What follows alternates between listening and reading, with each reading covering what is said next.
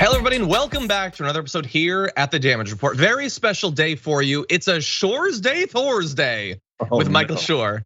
Michael, how's it going? Welcome back to the show. It was going really, really well until about a second.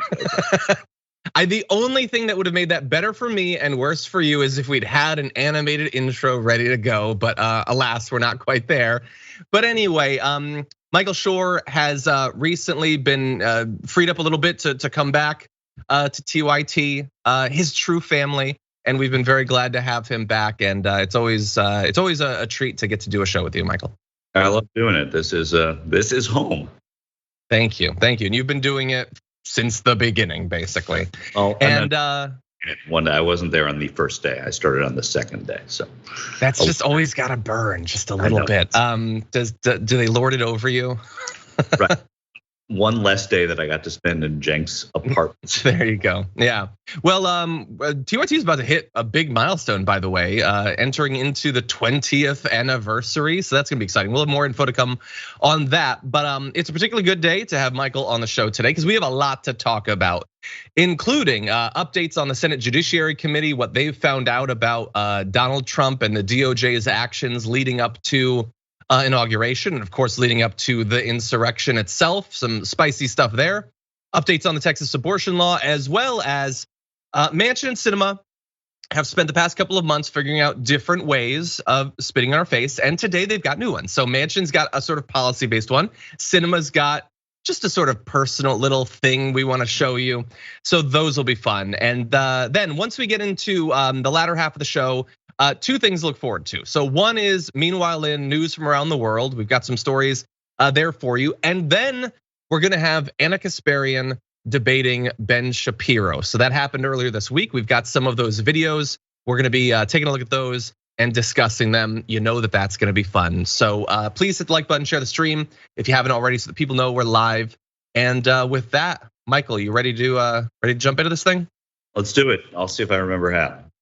Okay, I think you're experienced. The Senate Judiciary Committee has released an interim report on what Donald Trump was doing or planning to do to try to stop Joe Biden from becoming president. And there's some spicy stuff in this.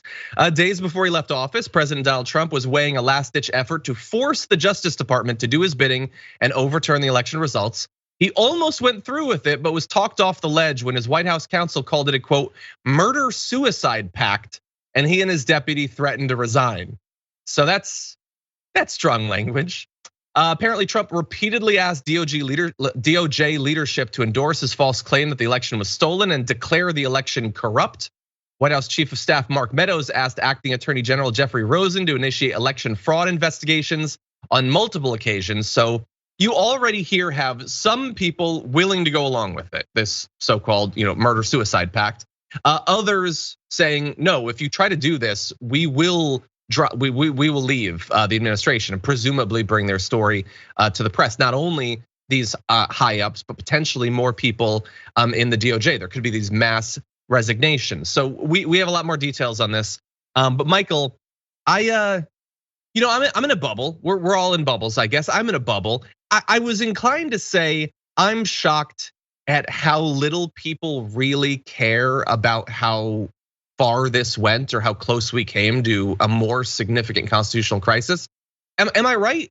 Do people care? Do people remember? Have we just moved on? You've been traveling all over the place. What's your perception? I think the people that care, if that's understandable. Meaning that I don't think there are a lot of people to convince on either side. I think the people that have their heels dug in, sadly, on behalf of Donald Trump, are not going to waver. There's no new evidence that could possibly, if January 6th didn't change minds, then knowing how it was facilitated is not going to change minds. And it's a terrible truth to have to reckon with, but you still have to follow it through. Because justice, knows no friend, right? I mean, they have to be able to push through with what they find, whether or not it sways public opinion. Right now, you have Republican senators, Republican congresspeople, many of whom were elected before Donald Trump even announced he was running for office, who are adherent to what he did and how his demeanor has survived his administration. It doesn't matter. I mean, it's going to hurt them. I still believe in the long run, and I think that this will be a historical historical blip to a certain extent that's going to infect a certain segment of the Republican Party. But I think after that, you have to be able to push through this and go after the people who did wrong. And it also makes people look better. Jeffrey Rosen looks a lot better than he did to me when he was Attorney General, since I know more about this. So it also, as horrible as it makes a lot of people look, it makes some people look a little better. Yeah. Some of the people that look worse would be the right-wing media that has been covering for this from the very beginning. The sort of, it's not even a 1-2 punch. It's like a 1, 2, 3, 4, 5 punch of all the different ways they tried to stop Joe Biden from becoming president, from legitimizing the court cases that went nowhere. They lost literally dozens of them. This stuff behind the scenes, I'm going to make a bold prediction that Laura Ingraham, Sean Hannity, Tucker Carlson, Ben Shapiro, Matt Walsh, all of them will not do 5 collective seconds covering this. But if Obama or if Biden, if Clinton had done something like this in the last moments of their presidency, can you imagine what they would say? Now, if you were to pin them down and throw this in their face, they would say, well, it's different. And what's different about it is the election was stolen, which is of course frustrating because they have thus far, with about a year, have not been able to put together one shred of evidence that there was some sort of impropriety that materially affected the outcome of the 2020 election. But the assumed corrupt nature of the election has provided license not only for what we've found so far, and even if we find worse, if there's emails released of Trump saying literally, I'm gonna steal it and I need your help, like they wouldn't care. They continue to, like, I think it was who's the talking points guy? Charlie Kirk gave some speech like yesterday or 2 days ago where he said it was literally just people walking in to take selfies in the Capitol. Like that is how he is continuing to describe January 6th. And I get it, they're not legitimate, but they have a lot of people that believe them, and no amount of evidence is gonna fight back against that. And that's incredibly frustrating. Considering the stakes. A Republican representative from Georgia is the one who said that it was just tourists being tourists, people going through being tourists. And there was very little blowback. There were some chuckles, but there was very little blowback except from some Democratic members of Congress. And to go to your point about Fox News and whether it was Obama, I mean, we could whether it was Obama all day long about so many things. And it's not that there isn't a media that points out the faults of Trump, but there is a media that disproportionately defends him or ignores those things. And that is where the whole media bias thing has it wrong, that people that say that there's this left-wing media bias. When something happens to someone on the left, if it were Donald Trump on the left and these were legitimate concerns, and concern is a light word, but charges, that you would have a media in large part going after and looking for answers from the person, as opposed to the defense that you get on the other side. Now, of course, people defended Bill Clinton for what happened in the Oval Office and his extramarital affair. I think mostly because, and it was partisan, but mostly because it rose to a different level. It was unseemly. It was all of that, but it's a little different than what we're talking about here. Exactly, yeah, and look, I think that there is, look, I can't speak for everyone, there are crazy people out there, but I think that there is a level of consistency there. Donald Trump has, in terms of scandals like this, the most substantive level of scandals, the Ukraine and all of that, the election challenge. He also had the scandals around extramarital affairs. Who was Rashida Tlaib trying to impeach him over the affair? No, nobody was trying to do that. Now, the hush money payments that seemed to be campaign finance violations, there were certainly talks about that. But we do actually focus on the most substantive parts. Now, that said, I wanna make sure that you know as much as possible about what has been revealed. So we're gonna push through a little bit more of what's been released in this interim report. So Jeffrey Bossert Clark, a Trump ally, told Rosen he would decline Trump's potential offer to install him as acting attorney general if Rosen agreed to publicly announce that the DOJ was investigating election fraud and tell key swing state legislatures they should appoint alternate slates of electors following certification of the popular vote. That to me is honestly probably the most important part of this, that one of the goals was to have official DOJ sanction for the rival electors that were in the addled fever, riddled mind of Trump, the plan for Pence to overturn the results, to effectively try to throw it to the House of Representatives or whatever.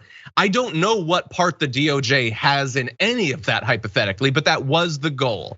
Get the DOJ to say that these rival slates of electors from places like Arizona and others are like, we want you to send those, giving a pall of legitimacy to them, and then that would potentially be used to have Pence refuse to certify the results, and a billion different weird steps after that. Supposedly the Republicans in the state legislatures or the House or whatever would make Trump president. So that is very significant. And again, thankfully, Rosen was not down for that. He wasn't down for it, and to his credit, and it is very significant, as you say. But what should concern all of us is that there are people that think that this is okay, and the more that this becomes okay, the more that's what our future looks like: a further politicization of election boards and panels, and that's what is dangerous here. That this is an idea that's in the mind of a lot of people who think it's a pretty good idea, and it's not just about Donald Trump; it's whoever the Donald Trump would be in that particular election, and they are going to try and manipulate the way we vote in this country for a long time, as long as more people are voting and voting rights laws are relaxed, and that's what they're trying to tamp down on. Yeah. Well, there's two more bad people I want to make sure that we focus on. One of them is Trump, who allegedly, according to Donahue and Rosen, told DOJ leadership, "You guys aren't following the internet the way I do." I don't know what that means. I don't know if that's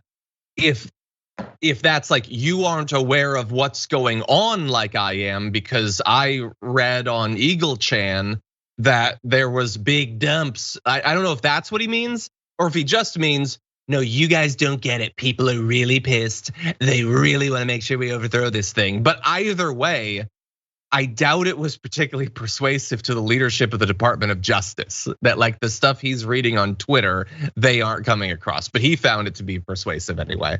What's great is that you don't sound like Donald Trump, but you sound like Alec Baldwin doing Donald Trump. No, that's the worst. I know. I don't accept it. But it's true. And that was how John stopped doing it. Anyway, but it's not just him. We also have William Barr. Hey, remember William Barr? He was terrible. We just moved on as a country, all the stuff he did. He seemed to be potentially exposed in the whole Ukraine thing, trying to like stop a whistleblower from revealing all this, and then everyone just moved on. Okay, I guess we're done with him.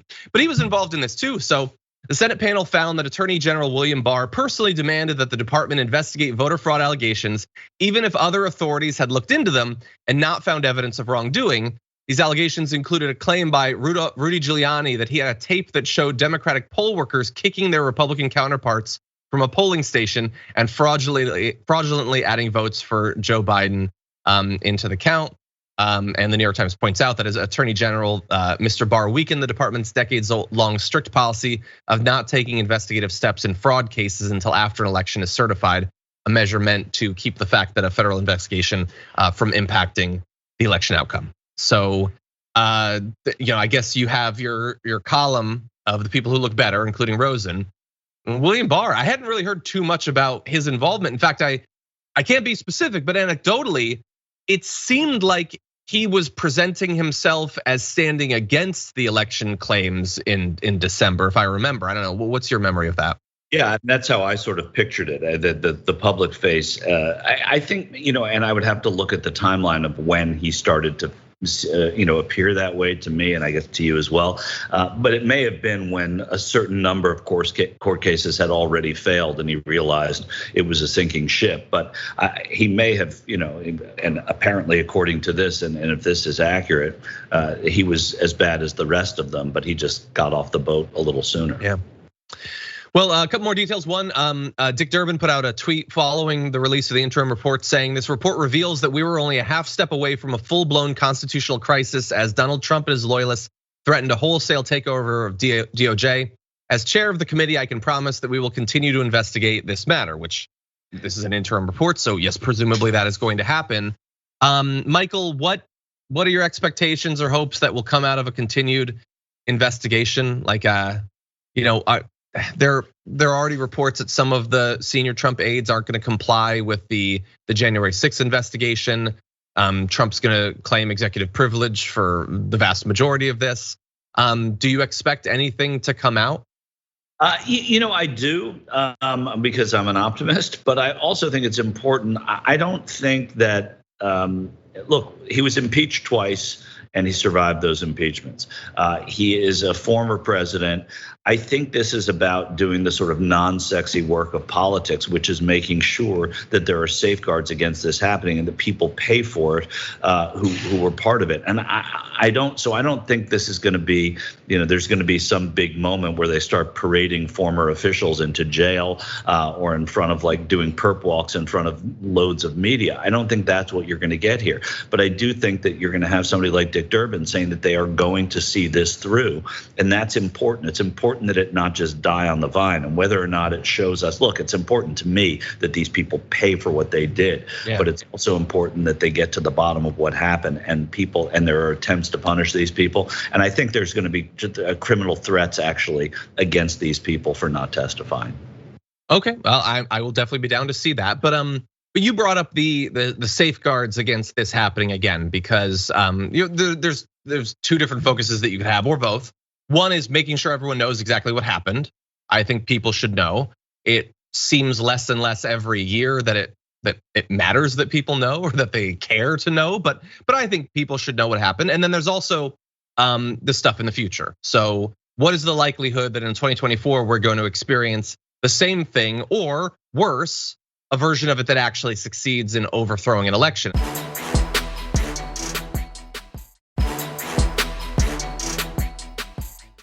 Really fast, let's talk about the safeguards. So they tried in a bunch of different ways to overthrow this thing.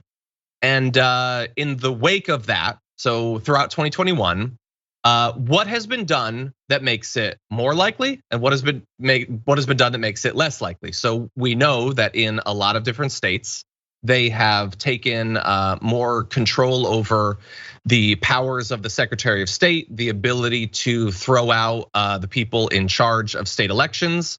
They have suppressed the vote in literally hundreds of different ways. They're doing these audits and announcing that they will be coming in other places, like they're targeting Atlanta, in Georgia. Like there's a lot of stuff that seems like they are setting up to do this again. Michael, what has been done at the state level or at the federal level that you feel significantly lowers the chance that an attempt to overthrow the election in 2024 will be successful? Well, I think some of the intangible stuff, like the fact that it's in the public zeitgeist, that people are aware of it and people are running for office and people who are running states understand that it's not acceptable, and that those people again are going to have louder voices. I think you talked about Georgia, and that to me is sort of the scariest state because it's a state that I think they're going to go after these purple states, as it were, states that went Democrat, that had previously gone Republican, maybe Arizona, but certainly Georgia. I think the biggest safeguard there would be electing Stacey Abrams to governor, and not to have the state controlled by the people that tried to push Brad Raffensperger, the Secretary of State, out, who tried to push back against a governor who was actually Brian Kemp doing the right thing, and not that I'm not a Brian Kemp fan, obviously, but doing the right thing against what was against that wave. It needs to be contagious. So that's a big part of it, is that it's out there, but also people have to understand that electorally they can stop it as well. Yeah, and I'm glad that you brought that up. We should remember that one of the reasons some of this stuff failed was not because you had Democrats in the right places, but you had some Republicans that for all of the myriad ways that they're likely troglodytes on basically every policy, they weren't willing to literally just steal the election. And many of them, that's the end of their career as a result of that. And in a lot of those positions, we are not going to have those next time. They are going to be replaced by Trump loyalists. And then of course you have the Republican senators and all of that didn't take the right position even the first time around. And I'm sure the people running in Republican primaries for 2022, I wonder which way they're going to lean on these sorts of things if they want to get Trump to support them and win these elections. So I don't know. I am horrified. My experience over the Trump years has been that relying on anything that is not strictly codified in law has failed time and time again. That the traditions and norms have failed. The expectation that shame or public awareness could affect behavior has failed. Not always. There are some Republicans who voted to to impeach Donald Trump or convict Donald Trump. But the vast majority, 2 times around, were like trying to in advance overthrow an election and then trying after the election overthrow the election. It's 2 different impeachments. Just stood with him because at the end of the day, they could succeed. And so they went with the power rather than, considerations of the public and stuff like that. And so I don't know, I feel like if they had better numbers, like next time around, I'm just very worried, Michael. I guess I'm not an optimist when it comes to this sort of thing. But yeah, you should be worried. I'm worried too. I'm not an optimist, but I'm an optimist, but I'm not optimistic about this because what you said that's most important is that they've shifted norms, and when norms shift, it becomes less predictable, and that's a dangerous place to be. Yeah.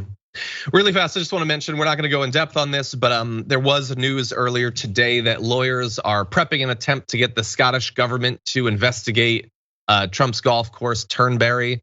One of the key things of this seems to be the odd manner in which it was bought. Trump bought it with cash after a career of borrowing money for these sorts of things, and they believe there could be some sort of shadiness there. There isn't much that's been publicly revealed that I'm aware of to this, so I don't have much to say, but just understand that his potential legal troubles at the very least continue in multiple countries. Any thoughts about that, Michael? No, I mean, that's the stuff that could really actually get Donald Trump, our business dealings like this. If the politics part is not going to be successful in getting Donald Trump or having some stink on him that people run from, at least in business, they're going to. He's already dropped out of the Forbes 400, which is, the worst thing that could possibly happen to him. Yeah, it's an early bit of Schadenfreude here at the Damage Report. But anyway, and I'm just gonna throw this out. This is just one of the lingering thoughts. Sometimes I get nostalgic. Robert Mueller never made Trump testify in person. Isn't that crazy in hindsight? Like a multi-year investigation into all of these alleged crimes. His lawyers just submitted some vague answers written down. It's amazing.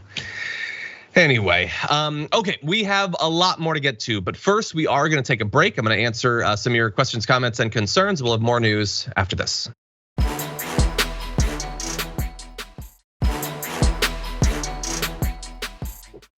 Okay, everybody, let's talk about some at least temporary good news. That's the best, or at the least most available kind of good news that we have in American politics these days. The draconian Texas abortion law is, at the very least for a bit, halted. A federal judge late yesterday granted the Justice Department's request to halt enforcement of it. Judge Pittman used sharp language to criticize the law known as Senate Bill 8, which was drafted to make it difficult to challenge in court by delegating enforcement to private individuals who can sue anyone who performs abortions or aids and abets them. If that sounds vague to you, it's because, yeah, it is. That's what it was designed to do. And if you're not familiar with this, the Texas law bans abortions once cardiac activity can be detected in an embryo, usually after about 6 weeks of pregnancy. Those are called heartbeat bills, even though what they're detecting are not heartbeats, it's electrical activity on a few different cardiac cells. Healthcare experts say women may not even know they're pregnant during that time frame, and the law makes no exception for pregnancies that are the results of rape or incest. It made no exceptions for women's constitutional rights. Why should it care about those things? In any event, for right now, Michael, it is being held. Texas is appealing that decision, obviously. But we've been kind of waiting for this to see if it would happen, and at least for now, we have that. Well, we were waiting for it, but so too were the people who put the law into place. They put in provisions to this that even if sued, or even if upheld, even if this were upheld by the courts, that they would put into place a retroactive penalty because they feel that the circuit court is going to take the block away. put in a retroactive penalty to those providers who provide abortions during this interim time, so that they can go back, and if an abortion is performed after 6 weeks, they can criminally go after those abortion providers who did that during this interregnum. They think that the circuit court, which is a conservative court, is going to overturn what this judge has done. So that's the scary part here as well. Yeah, maybe you can answer this. And if not, I wish we had Adrian here. I'm not a lawyer. How is that constitutional? Because I thought one of the sort of like core components of law is that you cannot criminalize something that happened before it was against the law. Like as of right now, this is not the law in Texas. It's not illegal to do this. So how can you then say, well, if you had done it during that time, you can be sued? That seems like one of the core things. And again, I'm very much obviously not a lawyer. Yeah, I think, and I won't speak for Adrian, but I think that lawyers don't believe that that is something that would stand up. Actually, it's a scare tactic. It's extra constitutional. You're right. I mean, if a federal court says this cannot go forward, then right now you are obeying the law. If you do what they say, what they want to make illegal, until such a time as it is. So retroactive punishment for a time where it is legal seems extra constitutional. It's a scare tactic though, and it's probably a good one.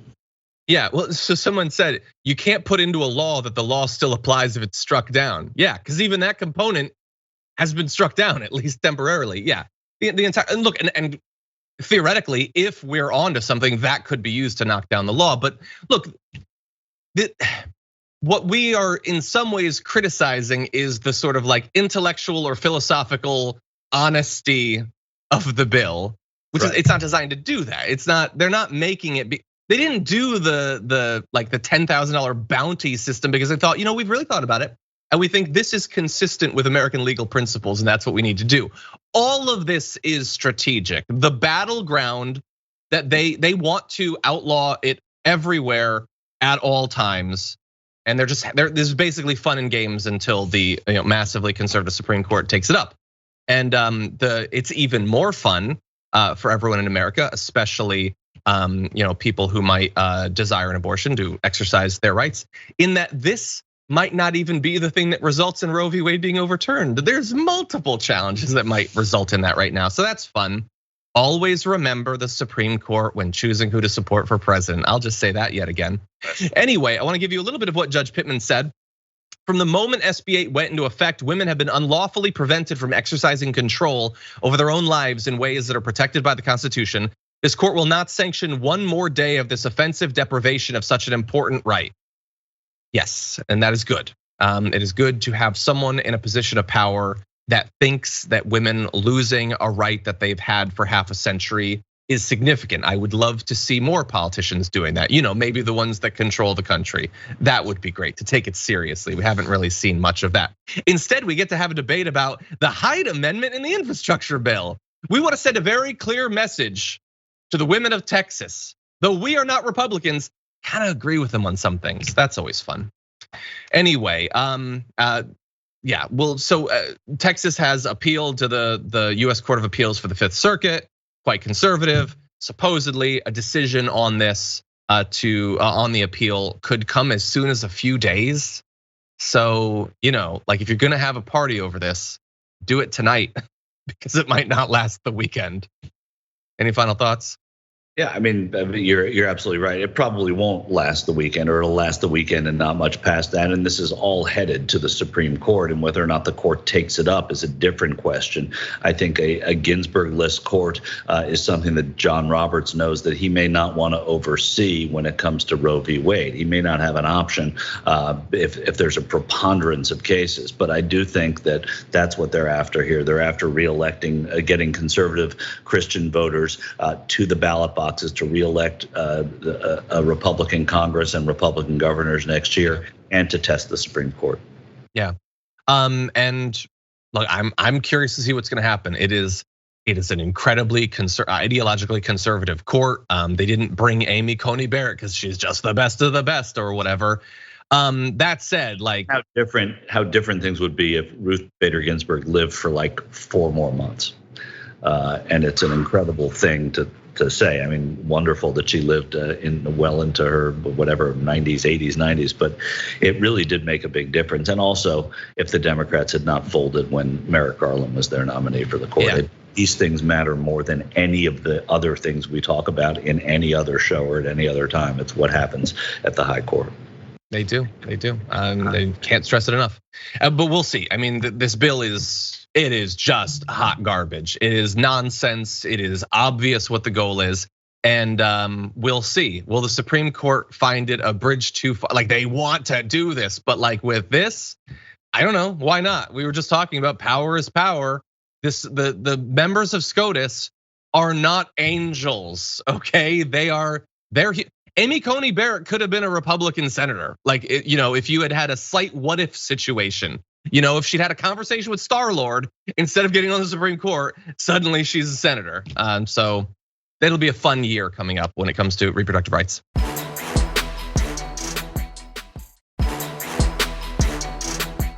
That said, let's turn to something very different, though equally frustrating, I think. What does Joe Manchin want when it comes to the reconciliation infrastructure bill? Well, he's got a fun game. He wants progressives to pick just one of President Biden's 3 signature policies for helping working families and discard the other 2. If only they had a movie with this sort of as its core, like, I don't know, like Manchin's Choice, something like that. So this is what Axios says. And by the way, Hans Nichols, the person who wrote this article, is the person who wrote all that fawning coverage of Kirsten Sinema, so just bear that in mind. Says, by forcing progressives to choose among an expanded child tax credit, paid family medical leave, or subsidies for childcare, Manchin is complicating any potential deal, but also signaling his willingness to negotiate. And this week, we doubled down on TDR's commitment to not make this most important of fights just about the duels between politicians and make sure that people understand the cost. So I will add, in addition to complicating any potential deal, but also signaling his willingness to negotiate, he signaled his willingness to allow people who've been suffering to continue to suffer on 2 out of 3 important priorities of the president, who ran on those priorities, was elected over an incumbent president on those priorities. The Senate was then given to him, presumably so that his agenda could go into effect. And Manchin is saying, no, you get one of the 3. So let's just bear in mind the substance as well. But anyway, we're gonna give you some numbers on what this represents. But Michael, what do you think about this? Like, first of all, I think it's a juvenile way to do politics. I think it's torture to force your colleagues to have to do that. That's not the way things are done. You don't go into a jury room and average out what 12 different jurors think the award should be in a case and then come up with that number. That's not how it's done. This isn't how it's done either. And I don't think that it's typical Democratic politics, Democratic capital D politics, because they usually try and help a broad swath because they have a bigger tent of people to whom that is important. If Manchin has presidential aspirations, which I believe more and more, I didn't used to think he did, but the fact that he's doing these sorts of things is trying to say, I'm just not a socialist, and he's saying it out loud. But I'll let you have a little bite of socialism because we got to get this thing done. That's not the way to boil this down. I think it's a horrendous play by Joe Manchin, and I understand the frustration of his Democratic colleagues. Yeah, it's childish. It's just cruel. He's take one of the 3. I don't care. I have no vested interest. I don't like. These represent, let's say you could only have one of the 3, like that was an absolute baked into the physical constants of the universe. It would matter which. I don't even know which is more important, but I'm sure there's one that's more important, or you could at least try to make the case based on your perspective. The idea that, whatever, that's insane. I do want to pause for 1 second though, before we move on to the numbers, because I've never heard anything about his presidential aspirations, so I gotta hear more about this. Well, who would he be running for? Well, I mean, I think that he probably fancies himself, and some people do, as a candidate who could win Republican votes and win Democratic votes as well. And so I think to that extent, that's where his appeal would lie. And he probably thinks, okay, I can get some reasonable Republican support, and Democrats are going to go for me because it's going to be a crazy Republican, so I can actually be a successful candidate. It's not a terrible blueprint for somebody like Joe Manchin. It's kind of Bill Clinton cuts the same figure, but with less of the progressive inclinations that Clinton had. And so I do think that that's an important factor here, and I think it's much more important than I used to think. But again, in this case, there's not a progressive or a Democrat out there who would reward someone who's essentially saying to members of Congress and his own party, you have to pick between one of your three children. Who's your favorite child? Yeah. That's what he's asking for now. Oh, so you got that reference I was making. I thought it was a deep one. Anyway, look, I think the template that you talked about, I get that, but there's a primary. Like there were, moderates in the 2020 like primary. There's like 1,000 people, but like, why would we choose that person in a primary? Well, to an extent, I think you're probably being facetious that you think that's who was chosen last time, and to an extent it was. But being out on the no, I mean more than Biden. I'm saying there were definitely. But what we found was that the majority of Democrats, it's not about ideology. It wasn't certainly this time. It was about electability. And if Donald Trump was had been the candidate, anyone who they felt, and whether they were right or wrong, whether all of them could have beaten Trump or not, or only Biden could have, doesn't matter. The majority of Democratic voters in the primaries thought that Joe Biden, flaws and all, had the best chance of beating Trump. And if they think that about Joe Manchin and it's Donald Trump again, or Trump Jr., or someone Trump-like, then it might be the same thing. Again, this is not being talked about a lot. I'm just looking at how his trajectory and his behavior here, because I find a lot of it curious too. Does he want to be governor of West Virginia again? Yeah, maybe, but he doesn't have to do this to be governor. Joe Manchin would win the governorship again, I believe, even though West Virginia was a 40-point plus state for Trump. So that's why I look at this, and I don't think the primary would be as tough. It would be tough, and he might not hold up, and all of that. But I think electability is something that some people might look at Joe Manchin and say, well, he has a better shot of beating them. I don't know. I'm not saying I agree. Okay. I don't want to be president. I mean. Look, I said that Biden had no chance. So what do I know? But you'll remember when he entered the race, what I said, which was that Biden's going to be the nominee. I feel like you were still somehow wrong. I can't define how, but I still think Manchin has no chance. I have a lot of bad predictions. When I make a good one, I just want it to be right. Yeah. Yes, I think sometimes the results of my prediction, John. You can't go to the courts, and you can't. No, there was, unfortunately, right before the South Carolina primary, there was some big dumps, so I think that threw it a bit. But anyway, yeah. So freaking Sinema and Manchin. This is terrible. I want to read this quote by Bernie Sanders. Because you don't know what motivates Kristen Sinema. That's the thing. That's true. Oh no, we're gonna get to that in one moment. But I want to give you an alternative to what Manchin is doing. Sanders says the time is long overdue for him to tell us with specificity, not generalities. We're beyond generalities, with specificity, what he wants and what he does not want, and to explain that to the people of West Virginia and America. I think he should definitely stand before America and tell them you get one of these three things. Yeah, that's what you can have: food or shelter or love. You pick one.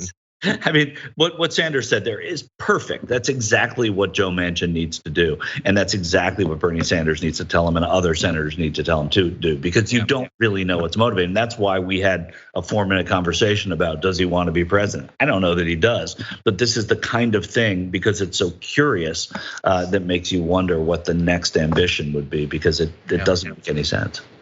Okay. Well, we're gonna have a little bit more on this on Sinema when we come back from a break, but we do have to take it. Stick around, we'll be back in just a few.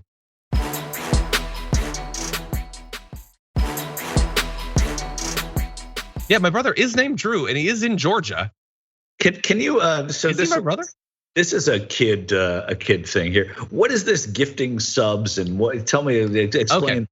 So being a subscriber on the Twitch channel gives you some perks, the ability to use like emojis and things like that. It's a paid thing.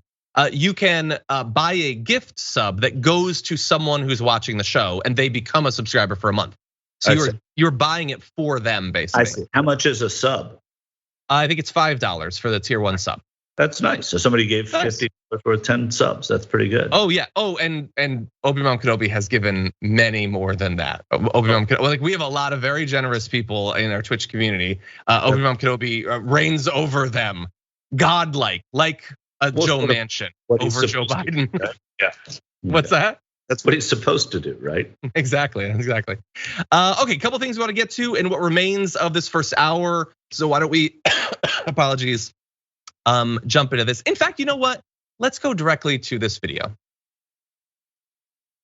And it went up. And they went up to bring them back.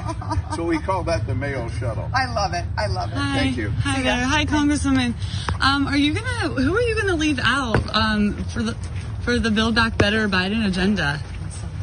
Can you talk with us, please, today, Congresswoman? Senator Sinema, would you please tell the majority of Americans who support Build Back Better why you won't vote for it?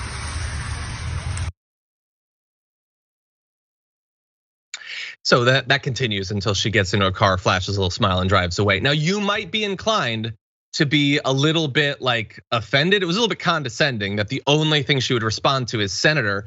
But I actually like it. She does in fact remember that she's a senator. I hadn't been sure recently. I'm glad to have that confirmed by Kyrsten Sinema. Well, it annoyed me too, because I hate when people do that. Like, I mean, I was like, I hadn't seen that clip, and I was thinking, she's a senator. She's a senator. That's the only thing that Kyrsten Sinema's done in a while that makes me smile. But yeah, I mean, this is out of hand. Yeah, we talked about it just a little while ago. We don't know what's at least with Joe Manchin, even though it's muddled and hard to understand. He does give you updates on where he stands on this stuff. And with Kyrsten Sinema, you don't know any of it. And is it just a power play? As a matter of fact, she could actually be bluffing. Mm-hmm. Way and then come around. We don't even know that, but it seems not, because so many senators have said there are two senators that stand in the way. So yeah. Can I? I'm going to reveal some ignorance, I guess. So generally, when you say congressperson, you mean someone who serves in the House of Representatives, but she is in Congress, right? Is it even? It's not inaccurate necessarily. It's not the norm. No, but you're a member of. You say representative for a person in the House of Representatives. You say senator for someone in the Senate, but Congress is both. No, forms of address are, when you're a senator, you're not congresswoman anymore. And if you were in the Congress, should there be like a minimum bar of how much of a senator you are to deserve that? That's actually, anyway. That's actually in the Build Back Better bill. There you go. Well, then that probably explains why she doesn't like it. It's so personal. Yeah. And also on the personal angle, you know who else isn't a big fan of Sinema, at least seemingly in this. So following the protest of the young woman who followed Sinema into a bathroom, there was an email exchange between Senate Democratic leadership aides obtained by Axios, reveals that Senator Bernie Sanders withheld his name from a joint statement declaring protesters who'd done that and filmed her while using the restroom, well, being in the restroom. I don't think she used the restroom. Anyway, as plainly inappropriate and unacceptable. So he withheld his support for that letter because it also wouldn't include a rebuke of her political views. So apparently what they wanted was a preface which said, while we hope Senator Sinema will change her position on prescription drug reform and support a major budget reconciliation bill, blah, blah, blah. So that was supposed to be the bargain. But apparently an aide for Senator Cory Booker said Booker would not accept the edits. He did not want references to how she was trying to tank Biden's agenda. What do you think about that? I mean, if I had to vote, I'd probably vote for Booker there. I think you got to make the point about how inappropriate it is to follow someone into a bathroom and do that. We all know where the party is on Sinema, and to make it about the policy, I mean, I wouldn't have spent even as much time as I've spent answering your question just now on it. I just think that, you make your point and then you move on, and then you can excoriate cinema for other reasons that are substantive. But this is a general sense of decency thing. Sure. Super fast. Final point on this. I'm just curious. I've been going back and forth on this. A lot of people come on the show have. Manchin or cinema, who's more annoying? Or insert whatever word you want. But who gets your goat more during this whole thing? Well, Manchin, because he's more powerful. That's why he's taken more seriously and he's more powerful and he knows better. Cinema has been kind of a bit of a gadfly all along, and I wanted her to win and an important part of the majority and all of that. But I think Manchin, he can do better. Okay. I think if Manchin, I'm really torn. If Manchin moves, cinema follows.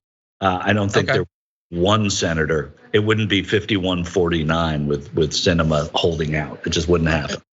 We'll see. Okay, really fast final story to close out the hour. Let's jump into this. When you think of One America News, what do you think of? I don't know. Maybe you think of insane questions to Donald Trump in the White House press room. Maybe you think of Tomi Lahren. I think she got her start at OAN. Do you think of AT&T? Well, maybe you should, because this week we found out that AT&T has provided tens of millions of dollars in funding to OAN. In fact, representing 90% of its revenue from a contract with AT&T-owned television platforms, including DirecTV. This is according to an OAN accountant in sworn testimony from 2020. So on the funding side, AT&T is, from what OAN is saying, very important to them, but also in terms of the creation of the network in the beginning. So Robert Herring Sr. is the founder of OAN, said they told us they wanted a conservative network. They only had one, which was Fox News. I dispute that. Anyway, and they had 7 others on the other left-wing side. When they said that, I jumped to it and built one.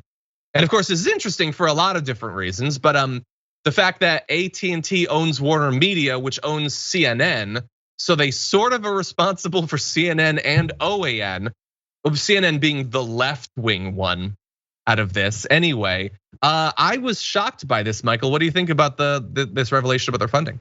I think it's pretty surprising. I don't know clearly enough about it, and I don't think anybody does. And even if I knew about it, I wouldn't be able to analyze it perfectly because I don't know what goes into these massive telecom deals to get carriage and coverage. And yes, AT&T owns DirecTV. They didn't always own them, but the fact that they were, propping this place up when they could have propped up something else is really curious, and I think deserves further examination. This is not, first of all, and the notion that there are 7 other OANs on the left on DirecTV is absurd. I mean, it's really ridiculous.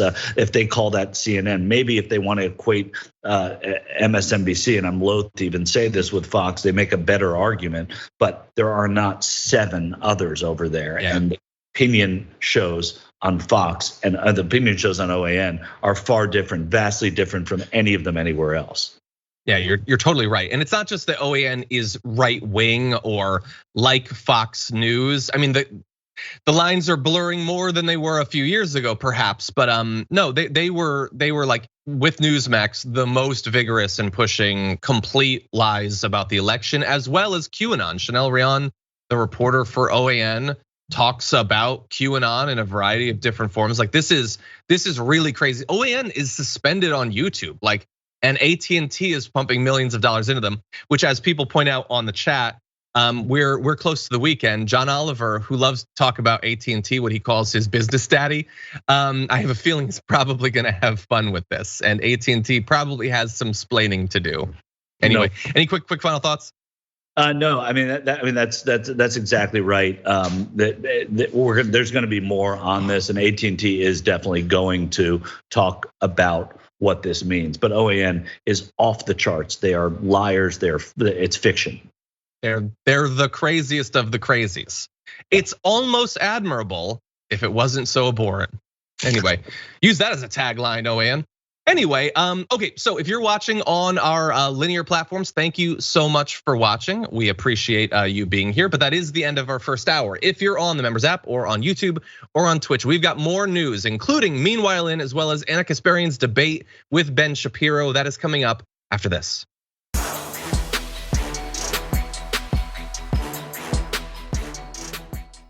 Thanks for listening to the full episode of The Damage Report. Support our work, listen ad-free, access members-only bonus content, and more by subscribing to Apple Podcasts at apple.co/TYT. I'm your host, John Adarola. I'll see you soon.